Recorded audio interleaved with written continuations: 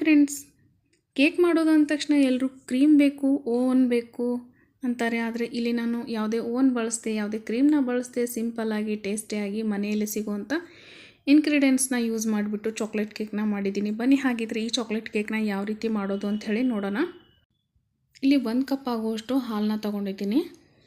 ಇಲ್ಲಿ ರೂಮ್ ಟೆಂಪ್ರೇಚರಲ್ಲಿ ಇರುವಂಥ ಹಾಲನ್ನ ತೊಗೊಳ್ಬೇಕಾಗತ್ತೆ, ಫ್ರಿಜ್ಜಲ್ಲಿ ಇರೋದೆಲ್ಲ ತೊಗೊಳ್ಬೇಡಿ. ಇವಾಗ ನೋಡಿ, ಇದಕ್ಕೆ ಒಂದು 2 ಟೀ ಸ್ಪೂನ್ ಆಗುವಷ್ಟು ಕಾಫಿ ಪೌಡ್ರನ್ನ ಹಾಕ್ಕೊಂಡಿದ್ದೀನಿ. ಇದು ಇನ್ಸ್ಟೆಂಟ್ ಕಾಫಿ ಪೌಡ್ರು. ಹಾಕಿಬಿಟ್ಟು ಚೆನ್ನಾಗಿ ಒಂದು ಸಲ ಮಿಕ್ಸ್ ಮಾಡಿ ಇದನ್ನು ಸೈಡಲ್ಲಿ ತೆಗೆದಿಟ್ಕೊಳ್ಬೇಕಾಗತ್ತೆ. ಹಾಗೆ ಮೇನ್ ಇಲ್ಲಿ ಕೇಕ್ ಬೇಸ್ ಮಾಡ್ಕೊಳ್ಳಿಕ್ಕೆ ನಾನು 1 ಕಪ್ ಆಗುವಷ್ಟು ಮೈದಾನ ತೊಗೊಂಡಿದ್ದೀನಿ. ಮೈದಾನ ಜರಡಿ ಮಾಡಿ ತೊಗೊಂಡಿದ್ದೀನಿ. ಇದಕ್ಕೀಗ ಸಕ್ಕರೆ ಪುಡಿನ ಹಾಕ್ಕೊಳ್ತಾ ಇದ್ದೀನಿ. ಸಕ್ಕರೆ, ಮೈದಾ ಹಾಗೆ ಕೋಕೋ ಪೌಡ್ರನ್ನ ಎಲ್ಲನೂ ಜರಡಿ ಮಾಡಿಬಿಟ್ಟು ತೊಗೊಂಡಿದ್ದೀನಿ. ಇವಾಗ ಇದಕ್ಕೆ ಒಂದು 2 ಟೀ ಸ್ಪೂನ್ ಆಗುವಷ್ಟು ಕೋಕೋ ಪೌಡ್ರನ್ನ ಹಾಕ್ಕೊಳ್ತಾ ಇದ್ದೀನಿ. ಇವಾಗ ಇದನ್ನು ಚೆನ್ನಾಗಿ ಒಂದು ಸಲ ಮಿಕ್ಸ್ ಮಾಡ್ಕೊಳ್ಬೇಕು. ತುಂಬಾ ಸಿಂಪಲ್ ಆಗಿದೆ, ಹಾಗೆ ತುಂಬ ಟೇಸ್ಟಿಯಾಗಿ ಮಾಡುವಂಥ ಕೇಕು. ಇವಾಗ ನೋಡಿ, ಇದನ್ನು ಮಿಕ್ಸ್ ಮಾಡಿ ಇದನ್ನು ಕೂಡ ಒಂದು ಸೈಡಲ್ಲಿ ತೆಗೆದು ಇಟ್ಕೊಳ್ತಾ ಇದ್ದೀನಿ. ಎಲ್ಲನೂ ಜರಡಿ ಮಾಡಿ ತೊಗೊಳ್ಳಿ, ಮರಿಬೇಡಿ. ಇವಾಗ ನೋಡಿ, ಇನ್ನೊಂದು ಬೌಲಲ್ಲಿ ನಾನು ಒಂದು 1/4 ಕಪ್ ಆಗುವಷ್ಟು ಎಣ್ಣೆ ಹಾಕ್ಕೊಳ್ತಾ ಇದ್ದೀನಿ. ಇಲ್ಲಿ ನಾನು ರಿಫೈನ್ಡ್ ಆಯಿಲ್ನ ತೊಗೊಂಡಿದ್ದೀನಿ. ನೀವು ಬೇಕಿದ್ರೆ ಎಣ್ಣೆ ಬದಲಿಗೆ ಬೆಣ್ಣೆನ ಕರಗಿಸ್ಬಿಟ್ಟು ಹಾಕ್ಕೊಳ್ಬೋದು, ಸೇಮ್ ಕ್ವಾಂಟಿಟಿಯಲ್ಲಿ. ಇವಾಗ ನೋಡಿ, ಒಂದು 1/4 ಕಪ್ ಆಗುವಷ್ಟು ಮೊಸರು ಹಾಕ್ಕೊಳ್ತಾ ಇದ್ದೀನಿ.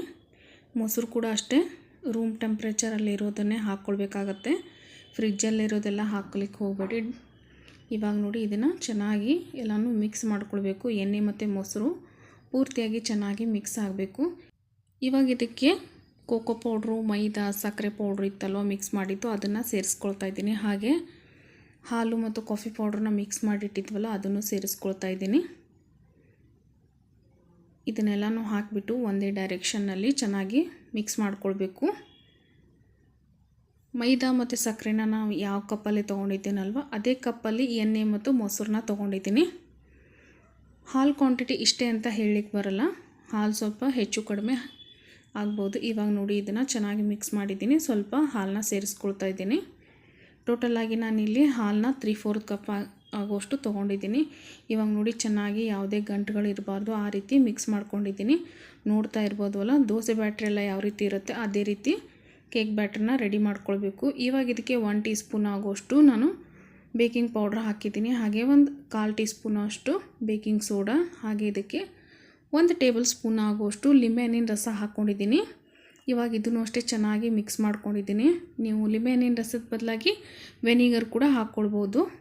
ಇವಾಗ ಕೇಕ್ ಬ್ಯಾಟರ್ ರೆಡಿ ಇದೆ. ಇವಾಗ ನೋಡಿ, ಕೇಕ್ ಬ್ಯಾಟರ್ ಎಲ್ಲ ಮಾಡೋಕ್ಕಿಂತ ಮುಂಚೆನೇ ನಾನು ಒಂದು ಟಿನ್ಗೆ ಆಯಿಲ್ ಹಾಕಿಬಿಟ್ಟು ಚೆನ್ನಾಗಿ ಅಪ್ಲೈ ಮಾಡಿದ್ದೆ. ಹಾಗೆ ಬಟರ್ ಪೇಪರ್ ಹಾಕಿದ್ದೀನಿ. ನೀವು ಬಟರ್ ಪೇಪರ್ ಇಲ್ಲಾಂದರೆ ಆಯಿಲ್ನ ಅಪ್ಲೈ ಮಾಡಿಬಿಟ್ಟು ಅದಕ್ಕೆ ಸ್ವಲ್ಪ ಮೈದಾನ ಡಸ್ಟ್ ಮಾಡ್ಕೊಳ್ಬೋದು. ಇವಾಗ ನೋಡಿ, ಇದಕ್ಕೆ ನಾನು ಕೇಕ್ ಬ್ಯಾಟರ್ನ ಹಾಕ್ಕೊಳ್ತಾ ಇದ್ದೀನಿ. ಕೇಕ್ ಬ್ಯಾಟರ್ ಹಾಕಿದ ಮೇಲೆ ಚೆನ್ನಾಗಿ ಒಂದು 2-3 ಸಲ ಟ್ಯಾಪ್ ಮಾಡ್ಕೊಳ್ಬೇಕಾಗತ್ತೆ. ಈ ಕಡೆ ಒಂದು ಕಡಾಯಿನ ಬಿಸಿಗಿಟ್ಕೊಂಡಿದ್ದೆ. ಒಂದು ಸ್ಟ್ಯಾಂಡ್ನ ಹಾಕಿಬಿಟ್ಟು ಒಂದು 10 ನಿಮಿಷ ಬಿಸಿ ಮಾಡ್ಕೊಂಡಿದ್ದೀನಿ, ಲೋ ಫ್ಲೇಮ್ನಲ್ಲಿ ಇಟ್ಕೊಂಡ್ಬಿಟ್ಟು. ಇವಾಗ ಕಡಾಯಿ ಪೂರ್ತಿ ಚೆನ್ನಾಗಿ ಫ್ರೀ ಹೀಟ್ ಆಗಿದೆ. ಕೇಕ್ ಟಿನ್ನ ಇಡ್ತಾ ಇದ್ದೀನಿ. ಕೇಕ್ ಟಿನ್ನ ಹುಷಾರಾಗಿ ಇಟ್ಕೊಳ್ಳಿ. ಇವಾಗ ನೋಡಿ, ಇದನ್ನ ಕ್ಲೋಸ್ ಮಾಡಿಬಿಟ್ಟು ಒಂದು 35 ನಿಮಿಷ ಬೇಕ್ ಮಾಡ್ಕೊಂಡಿದ್ದೀನಿ. ಇವಾಗ 35 ನಿಮಿಷ ಆಗಿದೆ. ನನಗೆ ಇಲ್ಲಿ ಕರೆಕ್ಟಾಗಿ 35 ನಿಮಿಷನೇ ತೊಗೊಂಡಿದೆ. ಇವಾಗ ನೋಡಿ, ಇದರಲ್ಲಿ ಒಂದು ಟೂತ್ ಪಿಕ್ಕು ಅಥವಾ ಒಂದು ಚಾಕುನ ಹಾಕಿಬಿಟ್ಟು ಚೆನ್ನಾಗಿ ಚೆಕ್ ಮಾಡ್ಕೊಳ್ಳಿ. ಸೈಡೆಲ್ಲ ಬೆಂದಿರುತ್ತೆ, ಮಧ್ಯದಲ್ಲಿ ಈ ರೀತಿ ಸ್ವಲ್ಪ ಚಾಕು ಅಥವಾ ಟೂತ್ ಪಿಕ್ನ ಹಾಕಿ ನೋಡಿ. ಸ್ವಲ್ಪನೂ ಅಂಟ್ತಾ ಇಲ್ಲ ಅಂದರೆ ಕೇಕ್ ರೆಡಿಯಾಗಿದೆ ಅಂತ ಅರ್ಥ. ಇವಾಗ ನೋಡಿ, ಕೆಳಗೆ ಇಡಿಸಿ ಇಡ್ತಾ ಇದ್ದೀನಿ. ಇದು ಪೂರ್ತಿ ತಣ್ಣಗಾಗಬೇಕು. ಇವಾಗ ನೋಡಿ, ಪೂರ್ತಿ ತಣ್ಣಗಾದ್ಮೇಲೆ ನಾನು ಈ ರೀತಿ ಸ್ವಲ್ಪ ಕೇಕ್ ಸೈಡ್ನೆಲ್ಲ ಬಿಡಿಸ್ಕೊಳ್ತಾ ಇದ್ದೀನಿ. ಬಟರ್ ಪೇಪರ್ ಹಾಕಿರೋದ್ರಿಂದ ಯಾವುದೇ ರೀತಿ ಅಂಟಿರೋದಿಲ್ಲ, ಆದರೂ ಸುಮ್ಮನೆ ಈ ರೀತಿ ಒಂದು ಸಲ ಮಾಡ್ಕೊಳ್ತಾ ಇದ್ದೀನಿ. ಇವಾಗ ನೋಡಿ, ಇದನ್ನು ಡಿಮೋಲ್ಡ್ ಮಾಡ್ತಾ ಇದ್ದೀನಿ. ನೋಡ್ತಾ ಇರ್ಬೋದು ಎಷ್ಟು ಚೆನ್ನಾಗಿ ಬಂದಿದೆ ಕೇಕು. ಇವಾಗ ನೋಡಿ, ಹಾಕಿರೋಂಥ ಬಟರ್ ಪೇಪರ್ನು ತೆಕ್ಕೊಳ್ತಾ ಇದ್ದೀನಿ. ನೋಡ್ತಾ ಇರ್ಬೋದು, ಕೇಕ್ ತುಂಬಾ ಚೆನ್ನಾಗಿ ಬಂದಿದೆ, ಸ್ಪಾಂಜಿಯಾಗಿ ಸಾಫ್ಟಾಗಿದೆ ಕೇಕು. ನೋಡಿದ್ರಲ್ಲ ಎಷ್ಟು ಚೆನ್ನಾಗಿ ಮನೆಯಲ್ಲೇ ಈ ರೀತಿಯಾಗಿ ಕೇಕ್ನ ಮಾಡ್ಕೊಳ್ಬೋದು ಅಂಥೇಳಿ. ಇವಾಗ ನೋಡಿ, ನಿಮಗೆ ಹತ್ತಿರದಿಂದ ತೋರಿಸ್ತಾ ಇದ್ದೀನಿ ಎಷ್ಟು ಸ್ಪಾಂಜಿಯಾಗಿ ಬಂದಿದೆ. ನೀವು ಬೇಕಿದ್ರೆ ಚಾಕ್ಲೇಟ್ ಕೇಕ್ ಇಷ್ಟ ಇಲ್ಲಾಂದರೆ ಕೋಕೋ ಪೌಡ್ರನ್ನ ಸ್ಕಿಪ್ ಮಾಡಿಬಿಟ್ಟು ಹಾಗೆಯೇ ಪ್ಲೇನ್ ವೈಟ್ ಮಾಡ್ಕೊಳ್ಬೋದು. ಇವಾಗ ನೋಡಿ, ಇದು ನಾನು 2 ಲೇಯರ್ಸಲ್ಲಿ ಕಟ್ ಮಾಡ್ಕೊಳ್ತಾ ಇದ್ದೀನಿ. ನಿಮಗೆ ಕಟ್ ಮಾಡಲಿಕ್ಕೆ ಇಷ್ಟ ಇಲ್ಲ ಅಂದರೆ ಇದ್ರ ಮೇಲೇ ನಾವು ಐಸಿಂಗ್ನ ಮಾಡ್ಕೊಳ್ಬೋದು. ಇವಾಗ ನೋಡಿ, ನಾನಿಲ್ಲಿ ಕಟ್ ಮಾಡ್ಕೊಳ್ತಾ ಇದ್ದೀನಿ. ನೋಡ್ತಾ ಇರ್ಬೋದು ಎಷ್ಟು ಚೆನ್ನಾಗಿ ಬಂದಿದೆ. ಇವಾಗ ನೋಡಿ ಇದನ್ನು 2 ಲೇಯರ್ಸಲ್ಲಿ ಕಟ್ ಮಾಡಿ ಇಟ್ಕೊಂಡಿದ್ದೀನಿ. ನೀವು ಬೇಕಿದ್ದರೆ ವಿಪ್ಪಿಂಗ್ ಕ್ರೀಮ್ ಇದ್ದರೆ ವಿಪ್ಪಿಂಗ್ ಕ್ರೀಮ್ನ ಯೂಸ್ ಮಾಡ್ಕೊಳ್ಬೋದು. ಆದರೆ ನಾನು ಇವತ್ತಿಲ್ಲಿ ವಿಪ್ಪಿಂಗ್ ಕ್ರೀಮ್ನ ಯೂಸ್ ಮಾಡ್ತಾ ಇಲ್ಲ. ಅದ್ರ ಬದಲಿಗೆ ಇಲ್ಲಿ ಬಟರ್ ಫ್ರಾಸ್ಟಿಂಗ್ನ ರೆಡಿ ಮಾಡ್ಕೊಳ್ತಾ ಇದ್ದೀನಿ. ಅಂದರೆ ಬೆಣ್ಣೆನ ಯೂಸ್ ಮಾಡ್ಕೊಳ್ತಾ ಇದ್ದೀನಿ. ಇಲ್ಲಿ ನಾನು ಒಂದು 200 ಗ್ರಾಮ್ ಆಗುವಷ್ಟು ಬೆಣ್ಣೆನ ತೊಗೊಂಡಿದ್ದೀನಿ.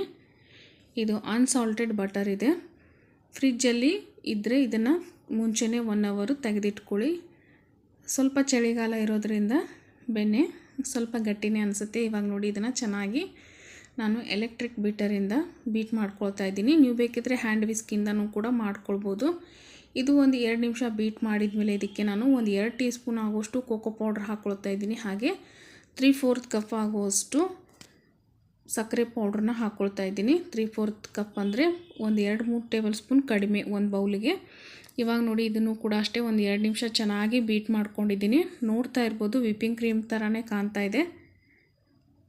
ಇವಾಗಿದು ಚೆನ್ನಾಗಿ ಬೀಟ್ ಮಾಡ್ಕೊಂಡಾಗಿದೆ. ಸ್ಪ್ಯಾಚುಲಾದಿಂದ ಒಂದು ಸಲ ಎಲ್ಲನೂ ಚೆನ್ನಾಗಿ ಮಿಕ್ಸ್ ಮಾಡ್ಕೊಂಡಿದ್ದೀನಿ. ಇವಾಗ ನೋಡಿ ಇದನ್ನು ಕೇಕ್ ಐಸಿಂಗ್ ಮಾಡ್ಕೊಳ್ಳೋಕ್ಕೆ ರೆಡಿಯಾಗಿದೆ. ನಾನಿಲ್ಲಿ ಒಂದು ತಟ್ಟೆನ ಇಟ್ಬಿಟ್ಟು ಸ್ವಲ್ಪ ಫಸ್ಟಿಗೆ ಕ್ರೀಮ್ನ ಹಚ್ಕೊಳ್ತಾ ಇದ್ದೀನಿ. ಒಂದು ಲೇಯರ್ ಇಟ್ಕೊಂಡಿದ್ದೀನಿ. ನಾನು ಕೇಕದ ಮೇಲ್ಗಡೆ ಟಾಪ್ ಲೇಯರ್ ಏನಿರುತ್ತಲ್ಲೋ ಅದನ್ನು ಕೆಳಗಡೆ ಇಟ್ಕೊಂಡಿದ್ದೀನಿ.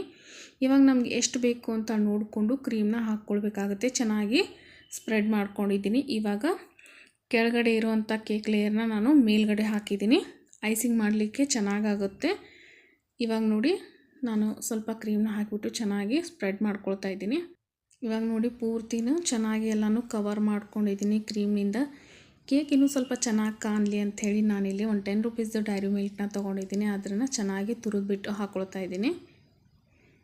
ನಿಮ್ಮ ಮನೇಲಿ ನಿಮಗೆ ಯಾವುದು ಐಟಮ್ ಸಿಗುತ್ತೆ ಕೇಕ್ ಡೆಕೋರೇಟ್ ಮಾಡಲಿಕ್ಕೆ ಅದನ್ನು ನೀವು ಯೂಸ್ ಮಾಡ್ಕೊಳ್ಬೋದು. ಇವಾಗ ಇಲ್ಲಿ ನಾನು ಸ್ವಲ್ಪ ಸಿಲ್ವರ್ ಕಲರ್ ಬೌಲ್ಸ್ ಇದೆ ಅದನ್ನು ಕೂಡ ಹಾಕ್ಕೊಳ್ತಾ ಇದ್ದೀನಿ. ಹಾಗೆ ಸ್ವಲ್ಪ ಚೆರೀಸಿಂದನೂ ಡೆಕೋರೇಟ್ ಮಾಡ್ತಾಯಿದ್ದೀನಿ. ಮನೇಲಿ ನಿಮಗೆ ಇದು ಯಾವುದು ಸಿಗಲಿಲ್ಲ ಅಂದರೆ ಚಾಕ್ಲೇಟ್ ಅಂತೂ ಸಿಕ್ಕೇ ಸಿಗುತ್ತೆ. ಹಾಗೆ ಡ್ರೈ ಫ್ರೂಟ್ಸ್ ಅಂತೂ ಇದ್ದೇ ಇರುತ್ತೆ. ಅದರಿಂದ ಕೂಡ ನೀವು ಡೆಕೋರೇಟ್ ಮಾಡ್ಕೊಳ್ಬೋದು. ಇವಾಗ ನೋಡಿ ಎಷ್ಟು ಚೆನ್ನಾಗಿ ಕೇಕ್ ಕಟ್ ಆಗ್ತಾಯಿದೆ ಅಂಥೇಳಿ ನೋಡಿದ್ರೇ ನಿಮಗೂ ಗೊತ್ತಾಗ್ತಿರುತ್ತೆ. ನೀವು ಕೂಡ ಈ ರೀತಿಯಾಗಿ ಸಿಂಪಲ್ಲಾಗಿ ಟೇಸ್ಟಿಯಾಗಿ ಕೇಕ್ನ ಮನೆಯಲ್ಲೇ ಮಾಡ್ಕೊಳ್ಳಿ. ನೋಡಿದ್ರಲ್ಲ ಫ್ರೆಂಡ್ಸ್, ಯಾವುದೇ ಓವನ್ನ ಬಳಸದೆ ಯಾವುದೇ ಕ್ರೀಮ್ನ ಬಳಸದೆ ಸಿಂಪಲ್ಲಾಗಿ ಟೇಸ್ಟಿಯಾಗಿ ಮನೆಯಲ್ಲೇ ಕೇಕ್ನ ಮಾಡ್ಕೊಳ್ಬೋದು. ನಿಮಗೂ ಕೂಡ ಈ ವಿಡಿಯೋ ಇಷ್ಟ ಆಗಿದೆ ಅಂತ ತಿಳ್ಕೊತೀನಿ. ವಿಡಿಯೋ ಇಷ್ಟ ಆಗಿದ್ರೆ ಒಂದು ಲೈಕ್ ಕೊಟ್ಟು ಸಪೋರ್ಟ್ ಮಾಡಿ. ಹಾಗೆ ಚಾನಲ್ನ ಯಾರೆಲ್ಲ ಇನ್ನೂ ಸಬ್ಸ್ಕ್ರೈಬ್ ಮಾಡದೆ ನೋಡ್ತಾ ಇದ್ದರೆ ದಯವಿಟ್ಟು ಸಬ್ಸ್ಕ್ರೈಬ್ ಮಾಡ್ಕೊಂಡು ನೋಡಿ. ಮತ್ತೆ ಸಿಗ್ತೀನಿ ಅಂತ ನೆಕ್ಸ್ಟ್ ವಿಡಿಯೋನಲ್ಲಿ. ಅಲ್ಲಿವರೆಗೂ ಎಲ್ಲರಿಗೂ thank you so much for watching.